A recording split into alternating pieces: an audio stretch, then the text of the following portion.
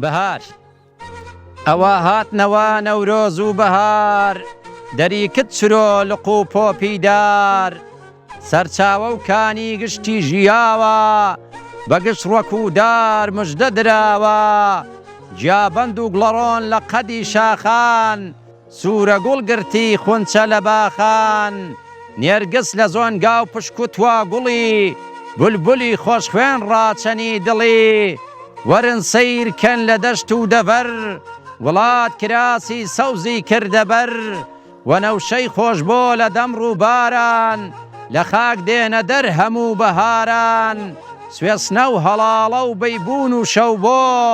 لە مێرگ و چیمەن ژیانەوە بەکۆ چەند جوان ڕادەژێت چڵی بیزایە کارک هاتە دەر لە ڕۆخ کەمایە بوون بە زەمەن بێژان و گۆگەم ڕێواز پەیدا بوون لە جێگای ئەستەم مێلاقە و مندۆک لە شوێنی زەنوێر هەروە کەمێک دووڕوا بوون شلێر لە ناو شین کاڵان شین بوو کوڕادا لە خۆشی بەهار بێمەی و بادا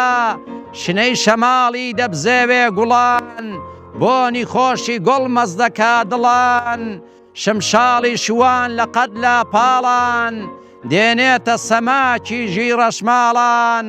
با چاو بگێڕین لە تافگە و کانی دێتە بەرچاومان دیمەنی جوانی گەر بپشکنین سەران سەرجیهان هیچ شوێنێک نییە هاوتای کوردستان بە سروشتی جوان بڕازێتەوە دڵ و دەروونت پێی بکرێتەوە گەلێک بژوێنن ترۆپک و دامێن وەکو بەهەشتن کوێستان و گەرمێن ئەرکی سەرشانی هەموو کوردانە نرخی بزانین ئەم خاکە جوانە نرخی بزانین ئەم خاکە جوانە